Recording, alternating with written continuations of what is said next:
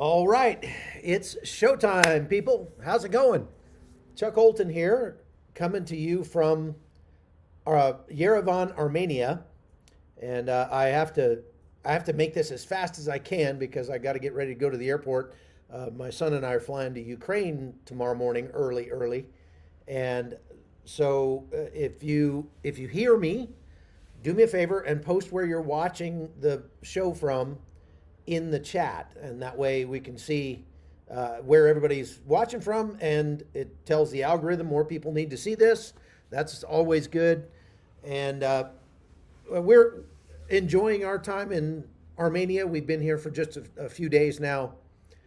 We get to spend time with two of our grandkids and my son Nathan and his wife Rubina, and we have been attending the Republic of Armenia, the first annual Republic of Armenia prayer breakfast, which is actually a 2-day event that has had some amazing panels, a lot of very important people there, both from Armenia and from the United States. They have had clergy from all across Armenia, from the Armenian Apostolic Church, and not just the but also evangelical churches and that sort of thing. So it is definitely an important place to be, and to be here at the inaugural event has been pretty special, I have to say. Now, before we talk about all the controversy surrounding this prayer breakfast, you would think, you wouldn't think that a prayer breakfast would cause a whole bunch of people to get their undies in a wad and get all angry, but that's actually what has happened. It's actually caused quite a bit of controversy, to the point that there were paparazzi outside the event that were ambushing people as they came out and asking them. I literally had a opposition journalist come up to me and say, why would you ever pray outside a church, and stick a microphone in my face? And I was just like, really? Like, you think that prayer is only for church? I pray everywhere. I pray at home, I pray at work, I pray in the street. We should pray everywhere. And what better thing can you do to show that you wish a country well than to spend thousands of your own dollars to fly over here and pray for this country for 2 days? How is that a bad thing? Try to explain that to me. And she couldn't. She was pretty flustered after that. So it's been an amazing couple of days, and I'm going to get into all of that. Before we do that, there's something really important, because actually one of my friends in Panama, one of our friends, she went out to dinner with us the other day and told us that she'd been dating this guy online and how great he was, and she started telling us his story and everything, and we're like, hey, that's a scammer.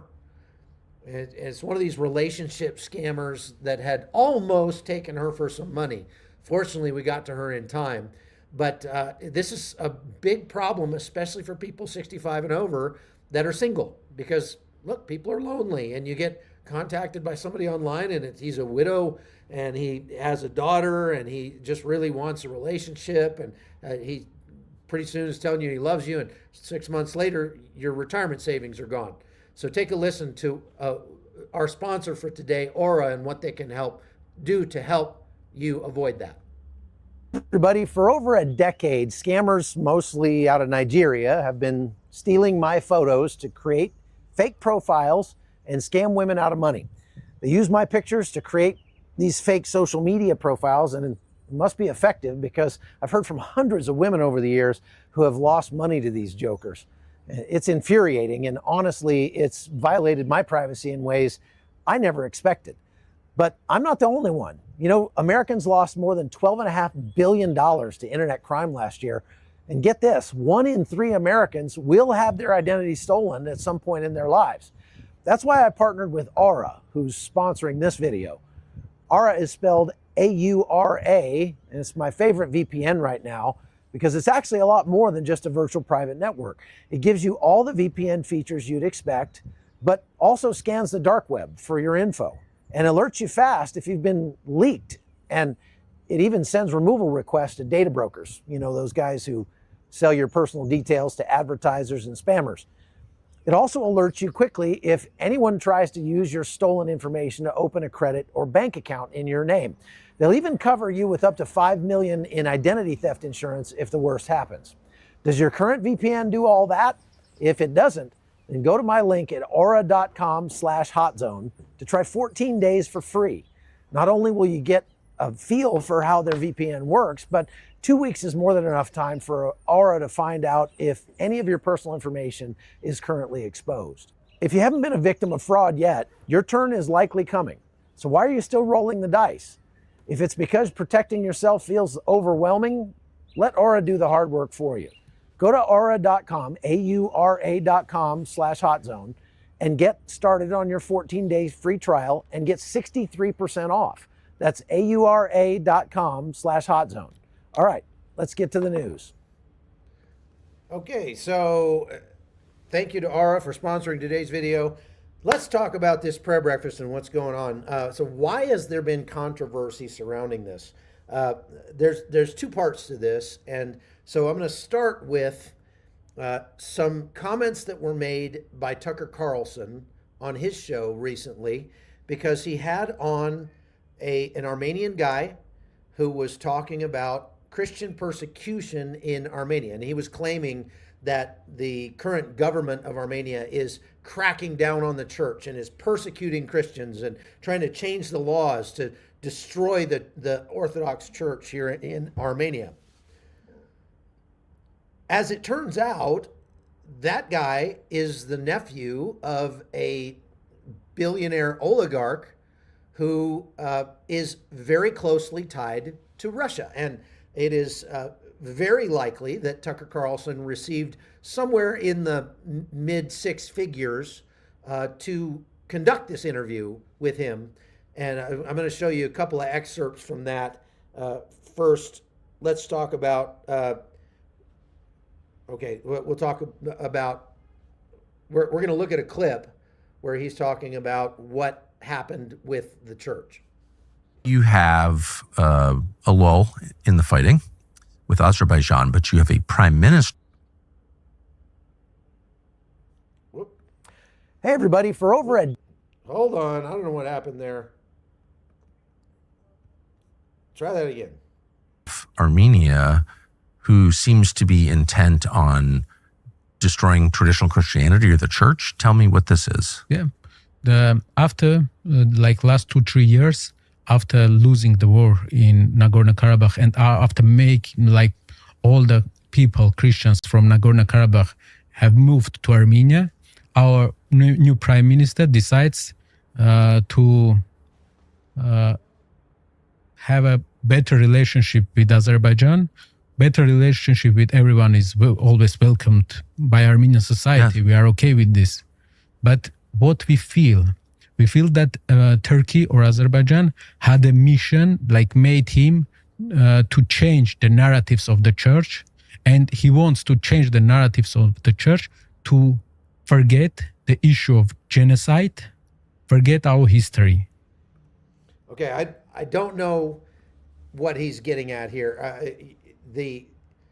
It's patently ridiculous to say that the government of Armenia is trying to get this monolithic institution that is the Armenian Apostolic Church. It's been around for 1,700 years, to change the way it worships or to change its narrative or anything like that. So I don't know where he's getting that, but let's keep listening. And our prime minister, 6 months ago, he started attack Armenian church and head of Armenian church. He wants to dethrone him. So he's saying he wants to get rid of the Catholicos, which is like the Pope for the Armenian Apostolic Church. And he wants to dethrone, to change the structure of Armenian church that is 1,700 years old.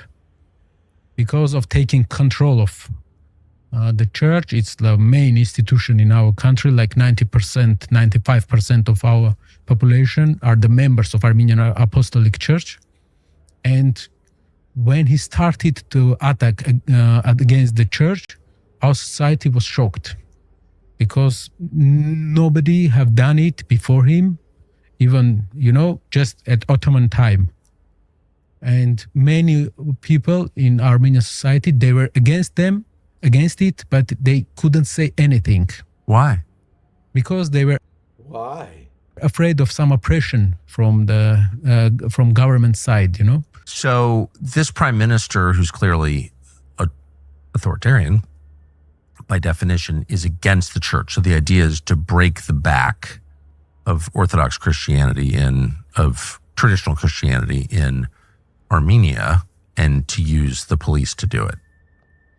So he's saying, well, by definition, this prime minister is an authoritarian who's using the government to crack down on the church and try to destroy the Armenian Apostolic Church. Okay, first of all, there's no government in the world that could destroy the Armenian Apostolic Church because it exists in most countries in the world. There are Armenian diaspora members in almost every country around the world. There are sizable groups of Armenians in America, in Russia, and many other places. In Iran, even in places like that. In Syria, there are quite a few Armenians. So even if the Armenian government wanted to, they could not ever come close to destroying the Armenian Apostolic Church. Now, what this guy is accusing the government of, he's the nephew of a billionaire oligarch who has close ties to Russia, who has been arrested. That billionaire oligarch is now in jail in Armenia for essentially calling for an insurrection against the government. What I'm reporting to you is what is widely reported in the news here. So it's not fair use here in this interview with Tucker Carlson. This guy that's the nephew goes on to explain how his uncle is Sarum Karpetyan, I think is his name, was in church for the funeral of his father in Armenia, and the police ran in and dragged him out of the church and threw him in jail because he gave a 37-second interview saying, well, the government shouldn't be persecuting the church. It was substantially more than that, according to the reporting that's widely available here in Armenia and elsewhere. It was more that he was engaging in political activism, essentially on behalf of the Russian government, to try to undermine Armenia, because Russia and Armenia are kind of loggerheads right now. Armenia was under Russia's sway, obviously part of the Soviet Union, all the way up to 1991. And then they declared independence, but they stayed close to Russia. Russia was kind of their big brother all the way up until the 2020 war. Russia brought peacekeepers into Armenia to supposedly stop Azerbaijan from aggressing on Armenia. But those peacekeepers didn't do anything. Most of the reason, I won't say most of the reason, part of the reason for that was that Russia was getting bogged down in Ukraine, and they were siphoning off peacekeepers out of Armenia to send to Ukraine. So they didn't have as many as they said that they would have. But the bottom line is, Azerbaijan then aggressed again against Armenia in 2023 and drove the last remaining 120,000 Christians out of their homeland in the Nagorno-Karabakh region, which is a separate exclave of Armenian citizens that is surrounded by Azerbaijan. And Azerbaijan said, well, since we surround it, we own that exclave, not mentioning the fact that Azerbaijan has 5 exclaves inside Armenia, and they also believe that belongs to Azerbaijan. So they're not willing to say, well, if our country surrounds this exclave, it belongs to us. And if your country surrounds our exclaves, those belong to us too. It doesn't seem real fair, to say nothing of the very large exclave of Nakhichevan, which is on the other side of Armenia from Azerbaijan. Suffice it to say, Armenia got pretty fed up with Russia just sort of allowing Azerbaijan to do whatever they wanted and not act to stop them, because Armenia belonged to the CSTO, which is the kind of Russian version of NATO, that has Kazakhstan and Kyrgyzstan and Tajikistan and a bunch of countries in the region, former Soviet satellite countries, that are all in a mutual defense pact with each other. So Armenia was a party to this mutual defense pact with Russia. And when Russia refused to come to their aid against Azerbaijan, Armenia said, well, what's the point of being a part of this? And so they have, in the last few years, asked Russia to just go away. And they have really started to pull back, and they've started to lean more toward the West. So obviously Russia doesn't like it, just like they didn't like it when Ukraine started to lean more toward the West. And so Russia has been doing what they can in the way that Russia always does it, with asymmetric warfare, to undermine Armenia, especially the Armenian government that is not friendly to Russia at this time. So just start with that context in mind. Understand that Russia is trying through many different avenues to undermine the government of Armenia right now, as we speak. Armenia has been trying to modernize its army. They've been trying to modernize their strategies and TTPs and stuff. So they've been actually bringing in U.S. troops. There have been U.S. troops in Armenia almost every week, small groups of them, helping to train Armenian troops. And now President Trump comes on the scene and says, look, we need to fix this issue between Armenia and Azerbaijan once and for all. And the best way to do it is through economic incentives. So to create the incentive for foreign direct investment in Armenia, we're going to talk to Armenia and Azerbaijan about putting a road across the southern part of Armenia. I'll pull up a map here in a second and show you what that looks like. But they're going to put a road across the southern border of Armenia. And let's see here. Let me pull this up here to share my screen. Okay, so here we are in Armenia. Now, if you look at the country of Armenia here, what you'll see is this southern part down here is called the Sunik province. And this area right here is called Nakhichevan. Nakhichevan. That is an Azerbaijani exclave that is surrounded by Armenia and some with Iran. Azerbaijan has for a long time wanted a road that would get them easily between Azerbaijan and Nakhichevan across Armenia. The map's not up? I'm sorry. Thank you, dear. Where'd my map go? There we go. Sorry about that. Okay, so let's start this again. Here's this country of Armenia. Right here in the southern part of Armenia, you see this sort of tail that hangs down here. And that's the Sunik province, right here. Goes all the way down to the Iranian border. Can you see it now? Yeah, okay. Goes down to the Iranian border down here. This is Nakhichevan. So this large area here does not belong to Armenia. That's Azeri. And this is Azerbaijan over here. Azerbaijan wants to be able to cross across here between Nakhichevan and Azerbaijan.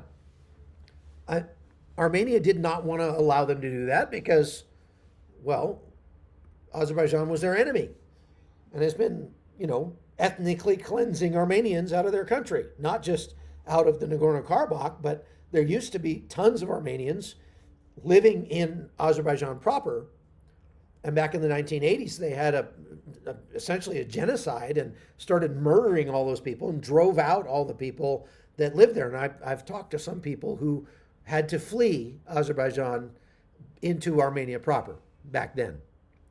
So there's not a lot of love lost between Azerbaijan and Armenia. And Armenia was not disposed to allow Azerbaijan to have a highway going across their country in order to reach Nakhchivan.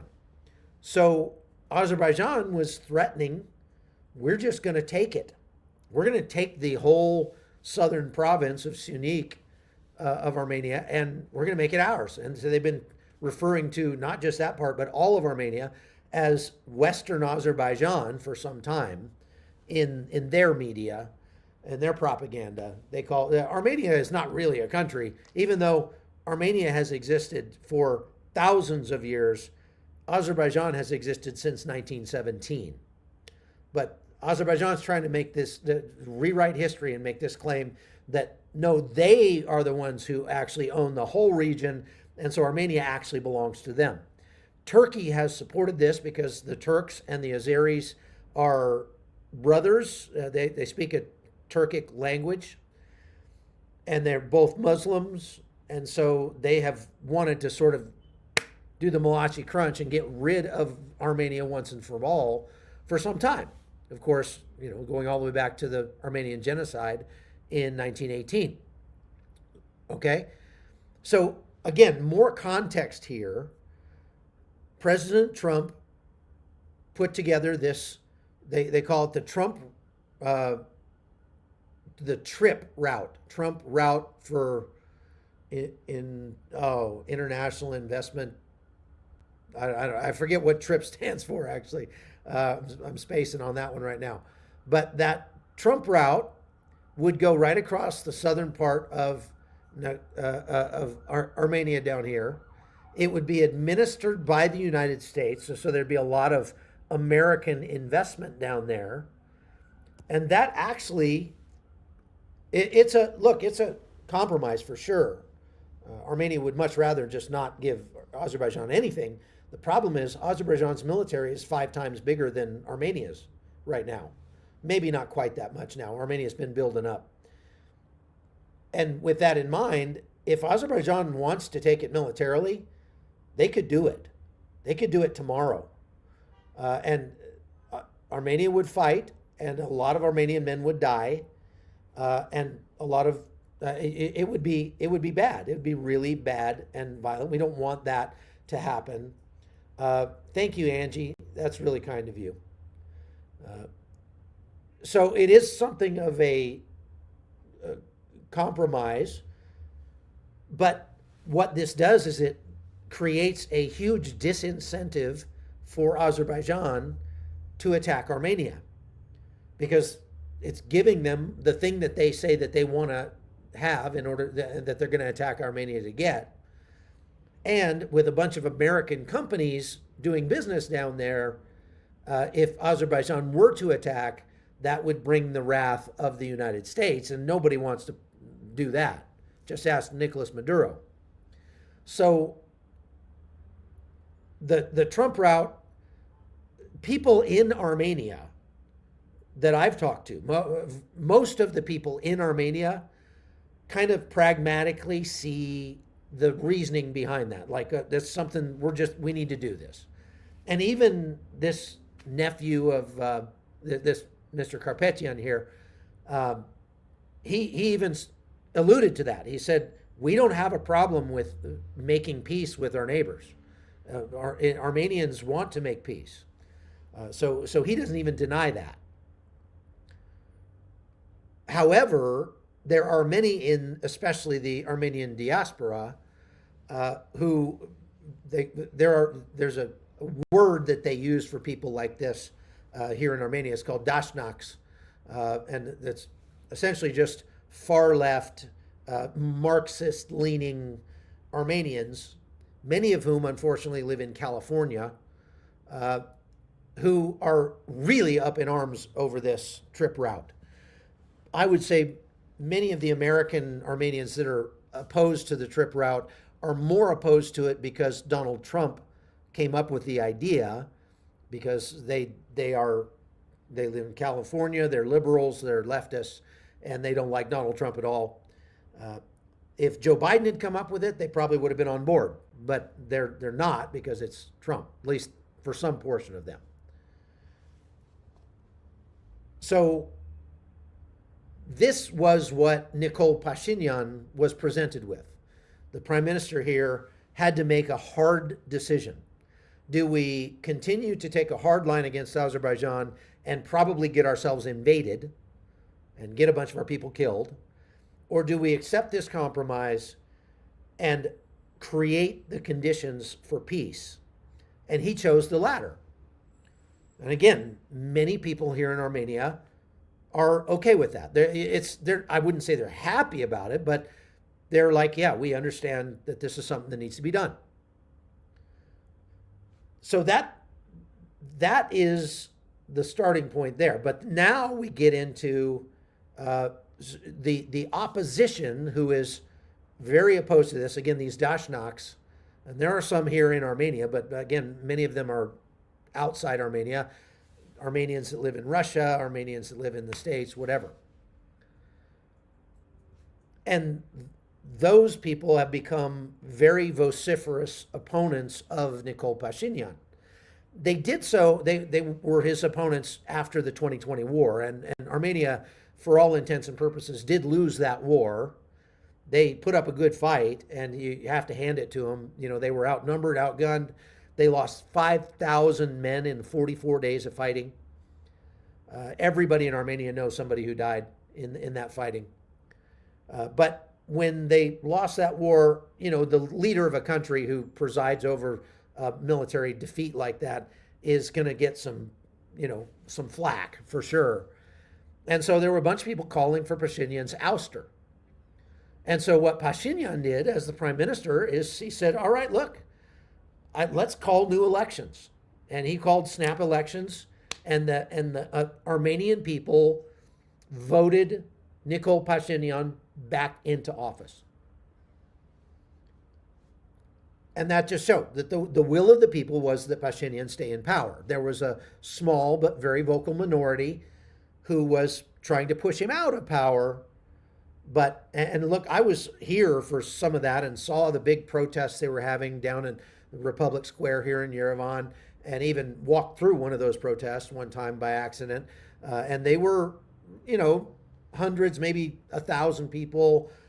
They were very agitated for sure. Some of them were trying to break into the government buildings, and I think at some point they actually did. There were a bunch of arrests and things like that as well. And look, let me make one thing very, very clear here. I did not come here to insert myself into Armenian politics in any way, shape, or form. What I'm trying to do is report to you the facts as I understand them after having spent a lot of time here in Armenia and speaking to a lot of people on this subject, including meeting the prime minister myself personally last night. Okay? And listening to him tell his side of the story from the podium last night and this morning.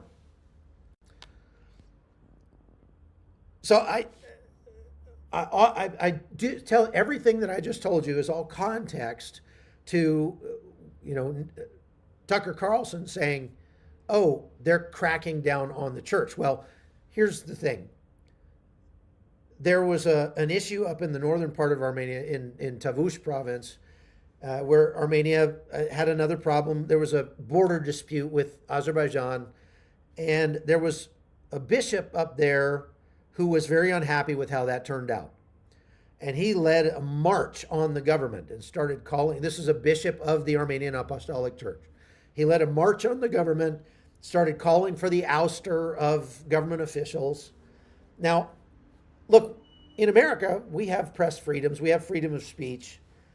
But even in America, it would be a little beyond the pale if very influential pastor, for example, like let's say Franklin Graham, started coming out and saying, Americans need to overthrow our president.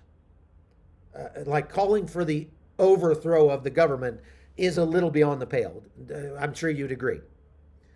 And look, I watched the news. I watched the news reports on this when it was happening, and that's what it looked like to me, was that the bishop was leading a march, and like he wanted to take over the government and actually, have a coup or something.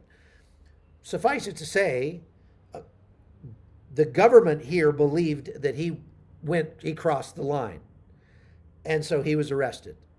There was another bishop also who there were audio tapes released of him calling for the assassinations of government officials here in Armenia. Again, according to Armenian law, that's over the line. That's just a little over the line. So that bishop was arrested as well. So they have two bishops that are in jail, and they're awaiting sentencing. They're being held, but they're in process. And you have this billionaire oligarch who came and said, "Yeah, I think we need to take matters into our own hands," and they arrested him as well. Now, you can disagree with the Armenian government or Armenian law, the Armenian constitution, about what powers the government has to, I wouldn't say stifle dissent, because they certainly don't stifle dissent, but they use their power under the Armenian law. And in these two cases, these two bishops stepped over the line. They were not arrested for practicing their faith. They were not arrested for preaching. They were not arrested for any church-related activity. They were arrested because they were calling for the overthrow of the Armenian government. And again, that's based on widely reported information here in Armenia. Again, there's always going to be a dissenting opinion, but that is the generally understood way that things happened. So that started this undercurrent, this chorus of a small minority of activists that are angry at the government to say the government is cracking down on Christianity. They're persecuting the church because they arrested these two bishops. Look, if a pastor of a church had gone into the Capitol building on January 6th, do you think the United States government under Joe Biden would have arrested him? Now, whether or not you think that was justified, I'm just saying, do you think he would have been arrested? I guarantee you he would have been arrested. Everybody who went anywhere near the Capitol building, going into the Capitol building on January 6th, was arrested and was questioned, and some people were held for years for that. So again, you can disagree with the way that the government here prosecutes criminals, but they're acting in accordance with Armenian law. It's point, period, end of story. Okay, so Russia then picks up on this dissension, this anger, and they want to amplify that. This is their modus operandi. This is how Russia causes this asymmetric warfare. And they do this, they've done it in Moldova with Transnistria, they've done it in Georgia with South Ossetia and Abkhazia. They've done it in Chechnya, they've done it in Ukraine, they've done it in the United States. And as a matter of fact, today I got to interview a former congressman named Louis Gohmert. It was a congressman from Texas. And where did his interview go? Let's see if I have that here. Excuse me just a second. I'm not sure where that went. Well, I had it, but I guess I don't. Anyway, I got a chance to interview Louis Gohmert, and he said, look, I've spent 2 days with the prime minister here, and I promise you he is not cracking down on the church. As a matter of fact, I'll put this up on the screen here as we're talking. This is Nicole Pashinyan this morning at the prayer breakfast that we were speaking at. He didn't just breeze in and give a speech and then leave. He sat through the entire event. And for like 3-4 hours, he was there. But what you see him doing right here, I'll just let you listen to it for a second.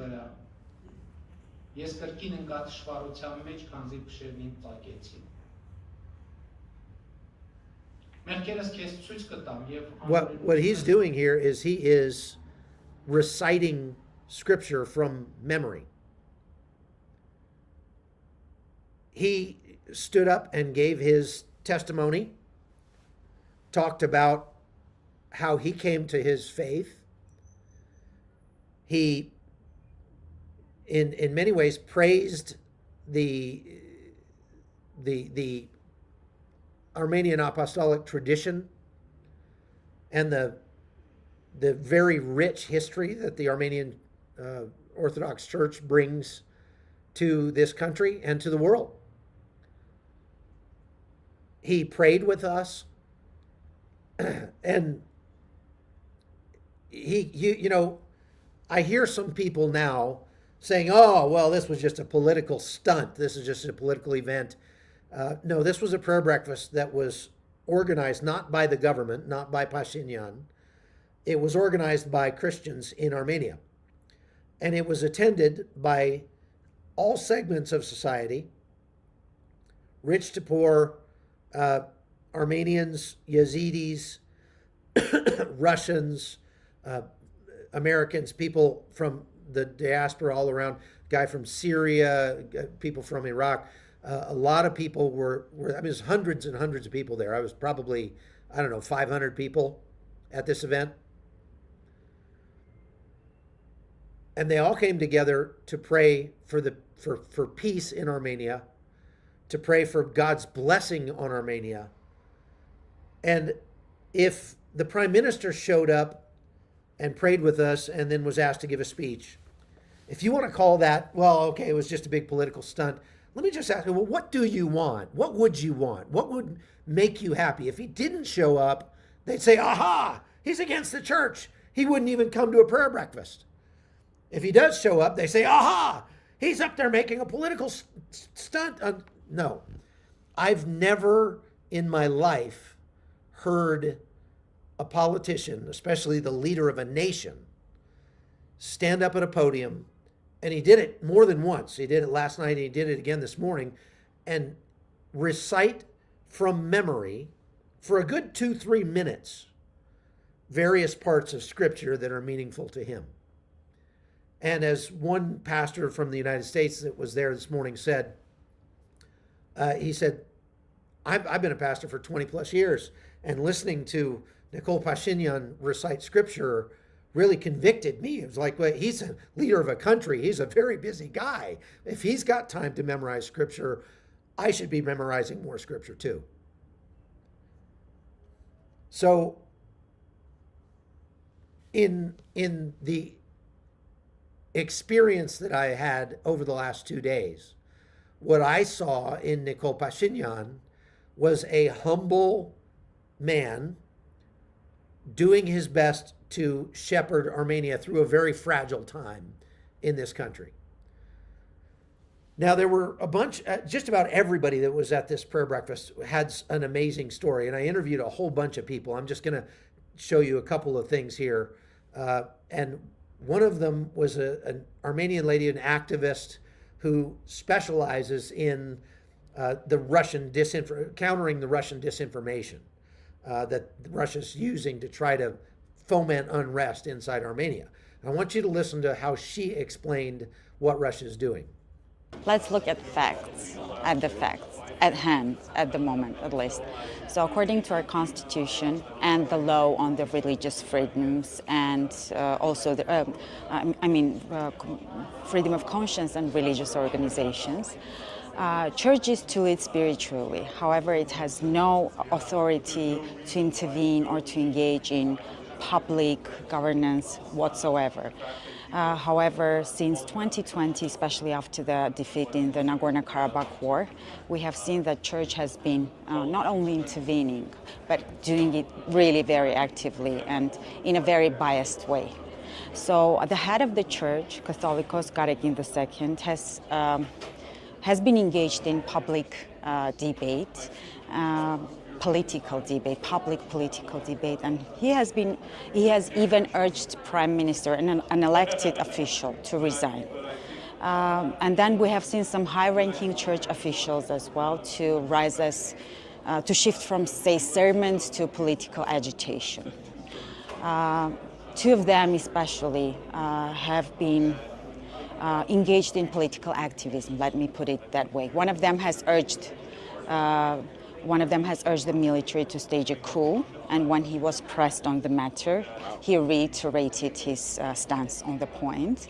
The other one has organized an opposition movement.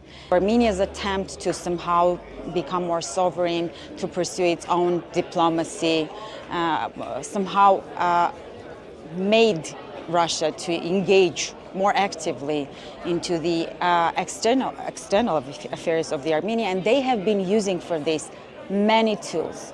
One of them, in my opinion, again, going back to the facts of the high-ranking officials of the church receiving some honors from Russian Federation, and especially repeating the same messaging that we have been hearing from the political circles of Russia, experts of Russia, exactly the same wording, repeating the same stuff, and engaging into political activism in Armenia. When I was invited to come, I got articles from friends saying, hey, were you not aware this prime minister in Armenia is at war with Christianity? And I was reading the articles and I was looking into it, and then I learned from people I trusted he was not at war with Christianity. So I came on, and having spent a couple of days with him through these 2 prayer breakfasts and heard his heart and visited with him privately, personally, this is not a man who is at war with Christianity. This is a man who is wanting to do what he is supposed to in accordance with Christian principles and following biblical principles, and I am so impressed with him. But when you try to do what he's doing, this is the kind of attacks you come under. Putin, having been former KGB, it's right up his alley. He knows what he's doing, and the truth is, he wants to get the old band all back together. He misses not so much the USSR, but he misses having all of those countries back as states under one group control. Okay, so that was Louis Gomer. I found the video.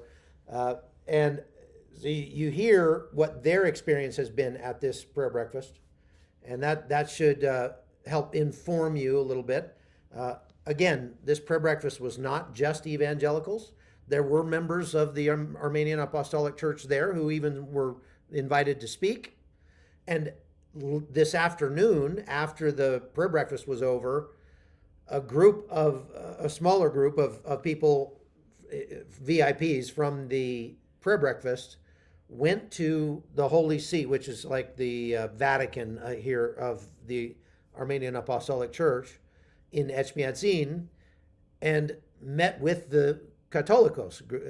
His name is Gegar II, something like that. Anyway, met with the Armenian Apostolic Pope, for those of you who don't follow that stuff. So the Armenian Apostolic Church is not against the government per se. They are their own thing, and that's how it ought to be. There ought to be some tension between the government and the parallel structures to government. This is something I talk about a lot that we don't have near enough of in the United States. And they have their own way of worship, their own, liturgy and all that stuff. And there is literally zero evidence that the Armenian government is cracking down on the church. So Christians are free to worship. We just had a 2-day prayer breakfast with 500 people in a government building in downtown Yerevan, attended by a bunch of government officials, ministers and representatives, and like I said, even the prime minister himself. So that should put to rest the claims that Armenia is cracking down on Christianity. They're not. That's just all there is to it. Now, Tucker Carlson, in his interview with this guy from this Armenian nephew of the oligarch billionaire, he went further than that. He went on a rant against Israel. And I want to play this part for you, and then I'll talk about it. But take a listen to what he said about Israelis. I mean, of course, and that's how the world works. I just suppose from an American perspective, it's like, why are my tax dollars being used to murder Christians around the world, cleanse the Christians from Iraq, cleanse the Christians from Nagorno-Karabakh, murder Armenian Christians? Like, why am I paying for this? It is a problem. It is a So what in the world is he talking about? My American tax dollars are going to kill Christians in Iraq and in Armenia? So here's what he's saying. There's a longer clip, but we don't have to go through the whole thing. What he was saying is the Israelis sell weapons to Azerbaijan, and they have been for many years because they get about 70% of their oil or their fuel from Azerbaijan. And so they pay for some of that with weapons that are made in Israel. And I've made this case many, many times. Israel never said, well, we're going to give a bunch of weapons to Azerbaijan so that they can beat up on Armenia. The reason that Israel wants to ally with Azerbaijan is because Azerbaijan is against Iran, and they want as many friends as possible against Iran. And I've made the case that I don't think the Israelis gave one thought to what might happen to Armenia if they did this, because I've not run into a lot of Israelis who just hate Armenians. There are a lot of Armenians in Israel that are Israeli citizens that live there. So, you know, there is some conflict from time to time. That's a whole nother topic. But the bottom line is, American tax dollars did not pay for any of the weapons that the Israelis sold to Azerbaijan. And I've been very clear. I think it was wrong, it was evil, and very gross that the Israeli government had any dealings with Azerbaijan. They should have just understood, look, that's a dictatorship, it's an extremist Muslim country, and the fact that they're not friends with Iran should not be enough to make us be friends with them. And they should have thought about what Azerbaijan might do with the weapons that they sold to Azerbaijan. And so it was wrong, in my opinion, for Israel to sell weapons to Azerbaijan. I stand on that. I believe it was immoral. And I condemn that. Now, does that mean that in one way, I will say, I actually agree with Tucker Carlson. And it's very rare for me to say that these days. But when he said that American tax dollars were being used to kill Armenians, he was actually right, but not in the way that he meant. He meant America gives money to Israel, Israel gives weapons to Azerbaijan, Azerbaijan uses them to kill Armenians. I've already debunked that. The way that Azerbaijan got money from the American taxpayer was directly through military and other forms of aid that the United States has given to Azerbaijan over the last 20 years. If you go back to 2002 until today, we've given Azerbaijan nearly $1 billion in various different kinds of aid, and some of that was military. So, yeah, we should be up in arms against our government. We should say, we should condemn our own government for giving money to a genocidal dictator named Ilhan Aliyev, and we should not give them a dime. They shouldn't get a dime from us. There's no compelling American national security interest that is served by giving money to an evil regime like Azerbaijan. Point, period, end of story. Now, that is declining, and the Trump administration has taken steps to reduce the amount that we're giving to Azerbaijan, but they still are. We still are giving money to Azerbaijan, and that's quite wrong. Okay, so again, I'm critical of Tucker Carlson because he seems to want to weaponize the internal politics of Armenia against and use what's going on there, take it out of context, and use it to whip up anger, and so it's rage porn is what it is, and that is clickbait. It's sensational, and it's dishonest at its core. Tucker Carlson is being not only anti-Semitic, but he's being dishonest. And he's doing it for money. He's getting paid to be dishonest very handsomely. So we just need to understand that. Now, if you want to understand this topic better, I posted an article on chuckholton.com today that lays out the case for why Armenia is not killing Christians or persecuting Christians or anything like that. And so you can go and get that very concise article at chuckholton.com. So I highly recommend you go over there. You can support us over there, and we use that to keep doing what we're doing. Now, I want to pivot before I'm done here to what was one thing that was brought out at this prayer breakfast that I believe is a bigger threat to Armenia. It's a bigger threat to their national security and to their very survival as a nation than even the threat from Turkey and Azerbaijan combined. And what I'm talking about is abortion. This is something that's never been reported before out of Armenia, as far as I know, and was brought up for the first time in public at the prayer breakfast that we just attended. And I'm going to let my friend Jacob Persley, Dr. Jacob Persley, explain it maybe a little better than I can. So take a listen to what he had to say about that. Unfortunately, abortion in Armenia is one of those subjects that has not been publicly spoken about until this inaugural prayer breakfast.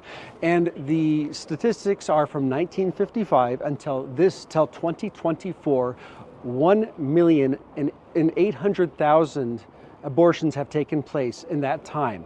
And that ends up being around 3 abortions an hour, if you average that out. And what we're looking at is we have a very low birth rate now in Armenia. It's either between 1.3 and 1.6. And it's very, very low, and it has an 8.9% death rate.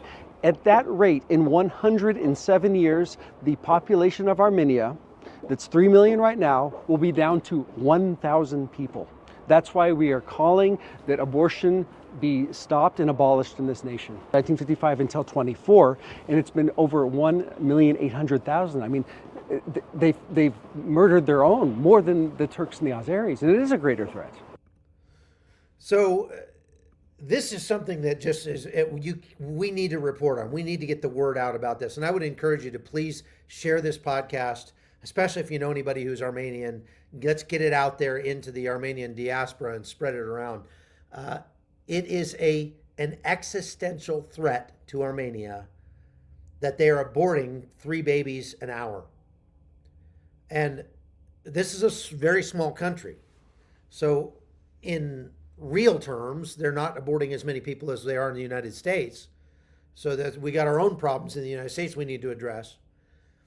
But in terms of percentages, they are killing their next generation. And a lot of times they're doing it they're sex selecting because they don't want to have a big family anymore. They only want to have maybe one, maybe two kids. Definitely want the first one to be a male. And so when they find out, oh, I'm pregnant with a female, their family starts to encourage them to abort their babies. We've seen that in practice. We've heard from women who said, yeah, when I found out my baby was a girl, my mom told me I should abort the baby because we only want to have a boy. And that is the surest way to make sure that your country dies off eventually. And it's a problem all across the globe now. I think really one day we will look back, the remnants of the very few people that are left in the world will look back at not just abortion, but birth control and say those two things were the biggest mistakes humankind ever made. Putting erotic liberty, your erotic freedom above your duty to your nation.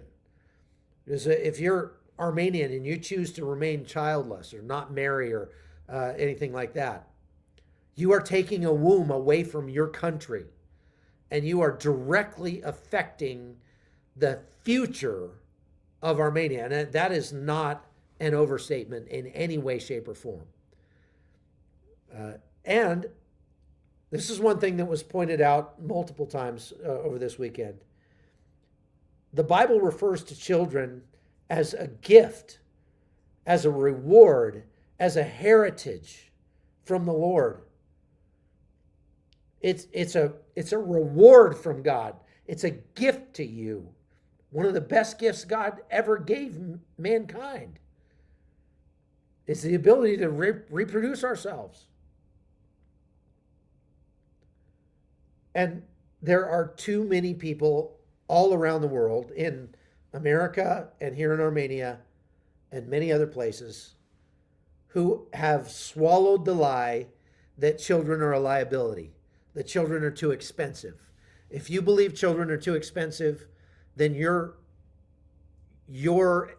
expectations for lifestyle are too high. You need to adjust your expectations of just how well you want to live in order to be able to include children. I'll promise you that people who have more children are wealthier in so many ways than people who don't have children, regardless of how much money they make. Okay, so that I beat that horse to death, so I'm going to leave that. Thank you, PC. Very kind of you. And again, please share and like the podcast, folks. This is an important one to get out there. Let's go to some questions. First of all, my wife wants me to remind you that we had a cancellation for our upcoming trip to Armenia. If you want to come tour this beautiful country and contribute to the economy here and be able to meet these people yourself, we have one room left. So if you want to come to Armenia with us in June, it's June 13th to the 23rd. All you have to do is send an email to info@holtonnews.com, and we'll send you all the information you need to get on that trip. Daniel Smith says, what's the roach challenge, the dying cockroach? I challenged my listeners a couple days ago to try something that I tried that I had to do when I was in the selection process to become an Army Ranger. It's called the dying cockroach, and essentially what you do is you lay on here. I'll demonstrate for you guys here because I know it causes some confusion. So here's the dying cockroach. You lay on your back like this, and you put your feet and your arms straight up in the air and your head off the ground. And I challenged you to do that for 2 minutes. Just 2 minutes. Just maintain that position. Don't let your head down. Don't drop your legs. Just keep it straight up like that. And the reason they call it the dying cockroach is that if you can make it 2 minutes, you're going to look like a dying cockroach doing this kind of thing. And the reason I challenge you to do that for 2 minutes is because when I was in that selection process to become a ranger, we had to do that for 45 minutes. And it was brutal. Okay? So don't say I never go the extra mile to answer your questions. Four Winds says, does Tucker Carlson have an auction site for his services? Yeah, that's a good question because he's taking money from Russia and from Qatar, I would say. Angie says, I know you'll use this to bless someone. Thank you very much. We will. David says, is this really about a land grab? A bit confusing, but okay. No, it's not about a land grab. Is there arms trafficking through Armenia involving Russia? I can only tell you that the government of Armenia categorically denies that, and I cannot say anything else about it. I got myself sideways one time because I spoke on that subject, just reported what I had been told by some people, but yeah, I can't talk about that. If Trump can sue the BBC for $1 billion, why can't Israel sue Tucker? Well, good question. I don't know. Is it a common practice for podcasters to get paid to do an interview? I have never been paid to do it. Well, no, I take that back. I did get paid for an interview with Bright Core Nutrition. And so, yeah, I wouldn't say it's super common, but I think when you get to Tucker's level and you've got millions of people watching you, you are going to start getting, what we got was an offer to sponsor an episode of our show, which, as you know, in every episode we have sponsors, at least as many as I can put in. We don't, and that's how I make my money. That's how I make my living. I hope you don't, begrudge me the fact that I actually try to get paid to do this job, since basically this is my full-time job now. But just to do an interview and to pretend that you're like impartial, that, oh no, I didn't know any of this before. Wow, this is amazing. Yeah, that's kind of gross, I would say, especially to weaponize and just to use it for rage porn.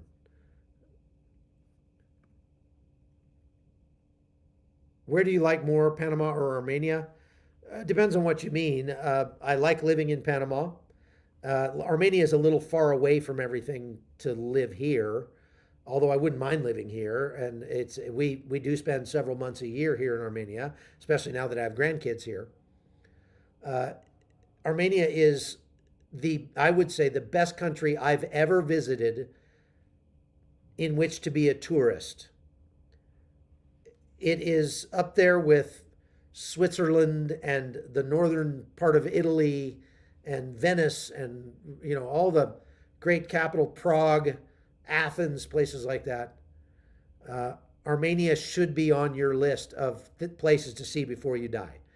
It's a wonderful mix of biblical history. We have Mount Ararat right over here, and friendly people, incredible scenery, good food, cheap prices. It's just what's not to like. I mean, there's just a lot of stuff to like about Armenia, and that's why I encourage people to come on our tours. That's why we've been doing tours for years here, because nobody knows about Armenia. It's like this untapped gem, and we bring people here, and they're blown away by it. They just can't believe that this place is not top of everybody's list. And we've had people that have said, I want to come back multiple times. It's just, they keep coming back on these trips. So I highly recommend Armenia as a tour. Thank you, PC. That's very kind. Ronell says, does Armenia have an understanding with Israel? Could be better than being part of Russian sphere of influence. No, they have more of an understanding with the United States, and they don't have much of an understanding with Israel, although Benjamin Netanyahu was asked the other day in a podcast that he was on why the Israeli government has not officially recognized the Armenian genocide. And he said, I think we have, and if we haven't, I'll do it right now. And he said, I 100% recognize that the Armenian genocide happened, and it was a tragedy. So that's why I say I don't think Israelis just really have much against Armenia, except in the case that Armenia was back then allied with Russia, and Russia and Israel are not great friends. So it's like, Armenia picked bad buddies, right? What does the Bible say about prostitution? And when legalizing prostitution, let make matters worse. Where in the world did that come from? Because you were talking about abortion. The Bible condemns sexual immorality. There's no place in the Bible where Jesus condemns prostitutes. As a matter of fact, he was known to consort, or not consort with, but to actually hang around with thieves and prostitutes and sinners and people like that. And the judgment that he levied was against the people who use prostitutes. So I'm not saying that I agree with prostitution. I don't. I think it's a tremendously damaging reality that a lot of women find themselves in order to be able to survive, especially in the places where I go, like in Colombia and Venezuela and places like that. Most of the women that are standing on the street corners as prostitutes, they're not there because they like the job. They're there because they got kids at home and their man left them and they've got nothing else to sell but their bodies.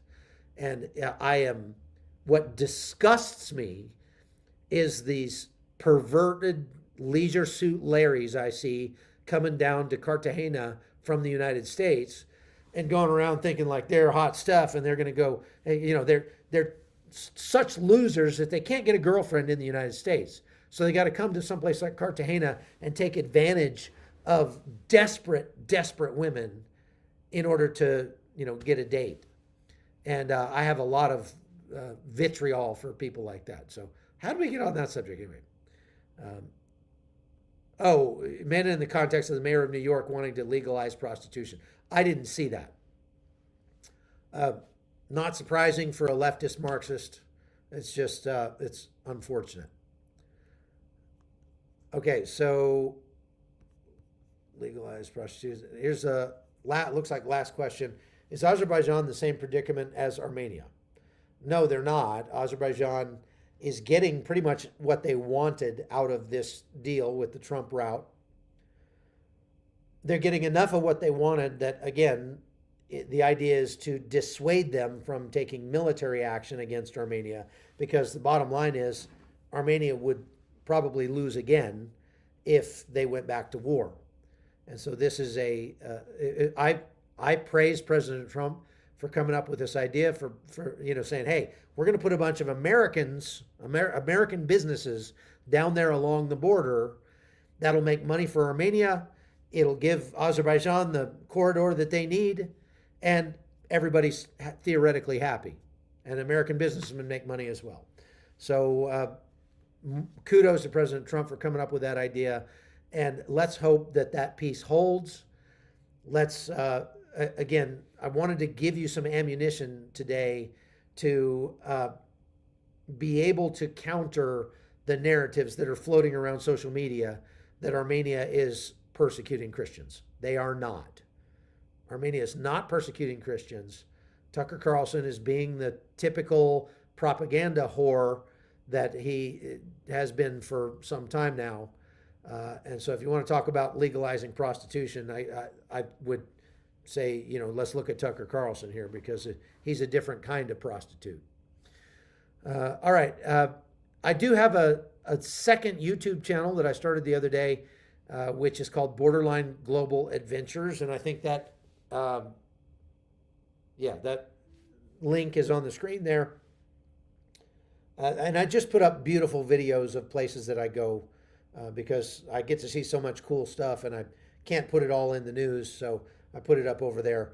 And it would be a favor to me if you would go and subscribe over there and watch some of those videos. We need to get our watch time up. Also, my son Mason started a readiness channel on YouTube called Third Monkey Ready. And he's doing a great job putting up very well produced videos that will help you be more prepared to keep you and your family safe no matter what happens. So check out Mason's channel, Third Monkey Ready, as well. All right, folks, that's all I've got for today. I've got to get ready to go to the airport and get packed up here. Tomorrow's Sunday. Tomorrow night I'll be in Odessa, God willing, and so I'll do a live perhaps tomorrow from there. If not, Monday I'll be doing lives. If I don't, it's just because I'm on the front lines and I can't put out that kind of, I can't do a live broadcast from the close to the front lines because that's a great way to get bombed by Russia. So we are going to be putting up content from Ukraine. I'm going to be bringing you the truth of what is happening on the ground in Ukraine right now. Is Ukraine winning or losing? What is it like as winter descends on Ukraine for people that are having their energy infrastructure struck every night by Russia? Russia killed another 6 civilians yesterday in random bombing attacks on Kyiv. So we're going to go to Kyiv and we're going to try to bring you real on-the-ground intel about what's going on. So make sure you're subscribed to the channel. Make sure you hit the like button and the notification bell and all that, and you can get notified when we're getting ready to go live again. So God bless you. Thank you very much for watching, and we will see you all next time. Take care.